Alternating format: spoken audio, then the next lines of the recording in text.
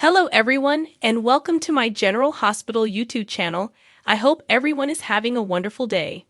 Before we begin, please hit the subscribe button and give this video a thumbs up. On today's episode of General Hospital, Brooklyn assists Carly, Gregory makes a proposal to Finn, and Anna and Kate's exchange information. Michael pays Sonny a visit at his eatery. What is he doing here? Sonny wonders. Michael understands that the longer they wait, the more difficult this will be because they haven't spoken since New Year's. He says he came to apologize to his father. Sonny observes that he says he withheld the truth about Nina in order to protect him, but he doesn't believe this to be the only explanation. Given his past with Nina, Michael claims it would have had a huge impact on a lot of people, but he wasn't even sure whether his father would accept him. Admittedly, he says he kept Nina away from his family by using the facts about what she did. He adds that Ned made a bargain with him to maintain harmony when he remembered. Sonny is baffled as to why Nina chose not to approach him.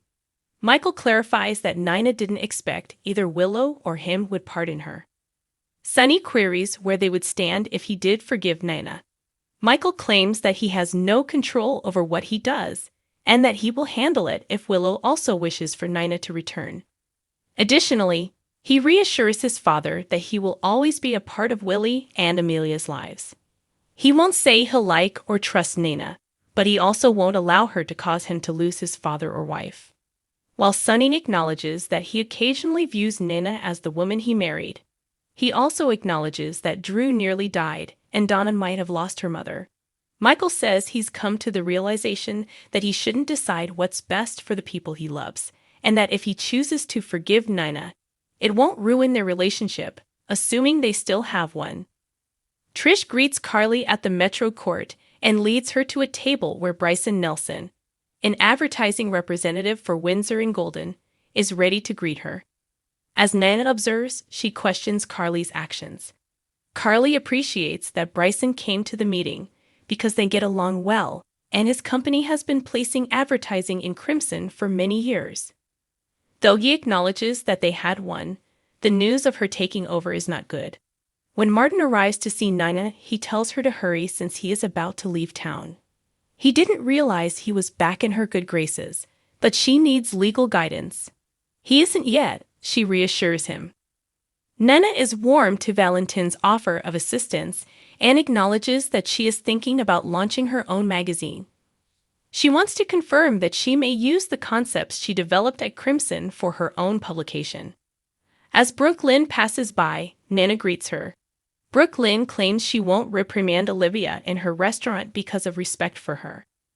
Martin wonders what that was about as Brooklyn leaves. With a southern drawl, Nina replies, "My lawyer couldn't keep his big mouth shut." He makes the point that she had a talent for turning people off even before he spoke. Bryson claims that his organization is concerned if their values are still aligned following Nina's ouster and the report about Carly and her boyfriend. Carly claims that even though Crimson has recently changed hands, the magazine's caliber will remain unaltered. She adds they want to improve the other areas while leveraging what is working with Crimson. When the designers and photographers choose to go on to other projects rather than stick with her, Bryson queries how she plans to handle it. He acknowledges that his employer has reservations about her and has to get up to answer a call. Carly is about to lose a $2.1 million annual account for Crimson, Brooklyn informs her. They watch as Bryson approaches Nina and expresses his happiness to see her, saying that Crimson would be unimaginable without her.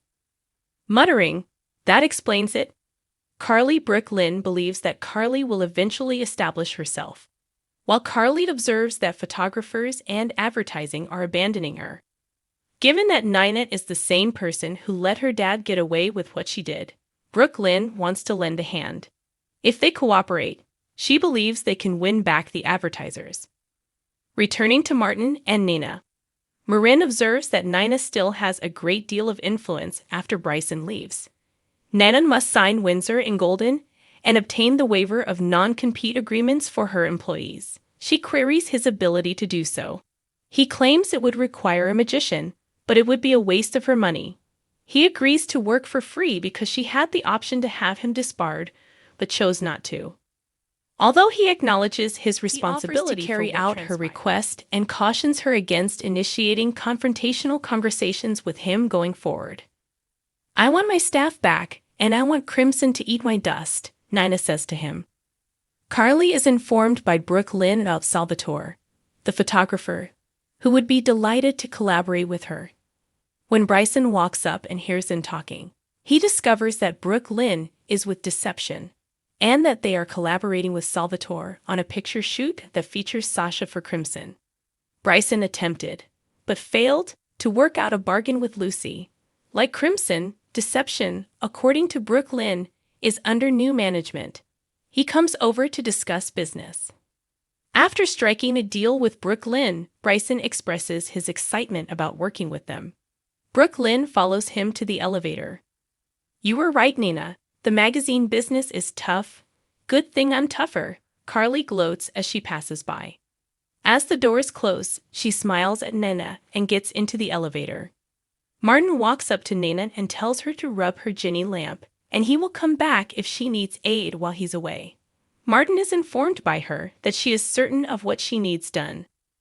Michael receives documents from Drew at the gatehouse.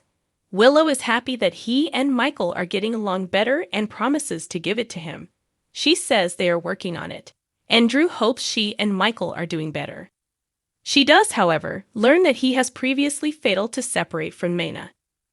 Drew is horrified that she is feeling sorry for Nina, and she believes that taking Crimson away is sufficient punishment. Willow feels horrible because a lot of this started because she concealed her condition, and Nina took certain actions because Carly did the same. The family has broken up just when they were all getting along. She worries about him because the Drew she knows is nice and understanding, not this vindictive one. Drew says that perhaps he passed away at Pentonville because people change. Willow detests what Nina did to him and what transpired to him. She implores him to resist being altered by Pentonville. Drew acknowledges that he may be now coming to terms with the fact that he never truly confronted Victor's abuse of him and instead spiraled out of control. He will not let his defenses down again. He should have recognized the warning indications of the attack in Pentonville and failed to act upon them. Willow still has faith in forgiveness, even though she is aware of how much he and she have been through. Drew acknowledges he's not quite there. Willow agrees with Drew when he states that she is among the toughest people he has ever met. But she doesn't want to see him become someone other than the man who saved her life by flying across the globe. While Drew claims he would do anything for the ones he loves, Nina is not one of them. She observes that Michael is happier now that he has let go of his grudge toward Nina, and she wishes that for him. Even though Drew describes Michael as a better man, she still wishes he were the same. Willow calls Michael, who is still in Sonny's office, as he leaves. He responds that he will pick up the paperwork when he stops by to tuck the kids in after she tells him that Drew dropped it off for him. She recommends that he spend the night because she and the kids would both like it. After Chase, Gregory, and Finn have dinner and drinks at Charlie's, Lois wants to take Gregory away so they can discuss the details of the wedding. When they are alone, Chase observes that Finn has been observing Dad closely. Finn acknowledges they may have underestimated Dad's situation. After Finn tells Chase what happened at the funeral, Chase questions whether his dad should move in with their mother. Chase believes that since Dad is now coping, they should allow him to maintain his freedom for as long as possible. He recommends that they get him one of those wearables that will warn others if he falls or needs assistance.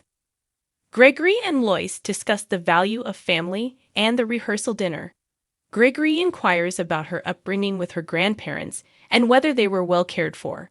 According to Lois, because they didn't, they felt young and confident that assistance would always be available. Lois needs to leave, but after she hears from the vendors, she will speak with him. After speaking with Lois, Gregory says he is thinking about his conversation with his sons. He's questioning if living alone now is a good idea, and if it would be beneficial to be sure they can work things out. And it would be beneficial to have someone watch Violet when he works late.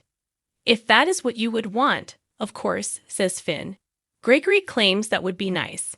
He does, however, state that Violet would question them and that they would have to be honest with her. Finn promises to carry that out with him.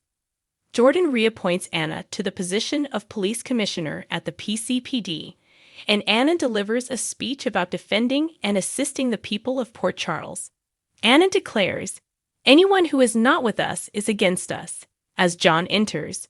As Dante asks Jordan if they can trust him, Anna and John enter the interrogation room. Jordan claims that Anna does.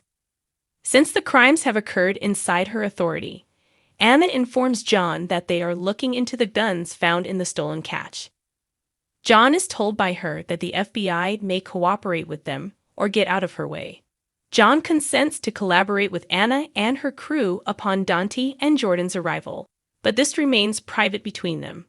But before anything else, he wants to know what she was hiding from him in jail. Anna discloses that O'Neill, the dealer, sold several firearms from the stockpile to the same customer who is present in Port Charles. It's his turn to give knowledge, according to Anna. John claims that 4 people, all of whom are prominent members of organized crime, have been singled out for murder. John responds that there have been no turf battles and that no one has claimed credit when Anna questions whether this is a mafia power grab. Then Anna observes that this is private. Dan queries the measures taken to safeguard these aims. Dante is angered when John claims they aren't in the business of shielding criminals because he knows he is only after the shooter. While Anna claims that everyone in this room has a link to Sonny, John believes that Dante's relationship with Sonny may be problematic. She argues that bringing this criminal to justice should be their primary priority. Dante and Jordan leave when she requests to speak with John alone. John informs Dante that everything they discussed is confidential as they go. Dante is just worried about his father, so Anna questions John by herself if that was necessary. John cannot allow him to notify Sonny since Sonny might use this information to carry out vigilant justice. Anna feels that John should be the one to inform Sonny of what's happening, and that Sonny should know how to protect himself. She is aware that he and Sonny are not in a romantic relationship, but Sonny is very important to many people, so she asks him what he believes Stone would want him to do. Afterwards, Dante, Jordan, and Anna talk about the problem, which is that Sonny may use this knowledge to save his life. Anna claims that she put pressure on Stone to act morally and that she informed Sonny so that he would be ready. Before Kate leaves, Dan has some information of his own to contribute. He informs them that Sonny feels the gunman is someone he knows, so he shouldn't be left in the dark. Frank informs Sonny that an FBI agent is at his office, and Sonny responds by telling him to come on in. "Jagger Cates," exclaims Sonny as John enters. John requests a moment of his time. At the axe-throwing bar on the upcoming episode of General Hospital, Maxie, Spinelli, Cody, and Sasha place a wager. Jordan is advised by Brick to look at the wider picture. Drew says, "That's up to you," to Carly. "Is Joss game for this?" Dex asks. John lets Sonny know that this can finish quickly and neatly. Willow asserts to Michael her disbelief in hopeless situations. "Stop talking and take your best shot," Sonny adds. Thanks for watching if you like this video, so please don't forget to subscribe my channel and don't miss any update.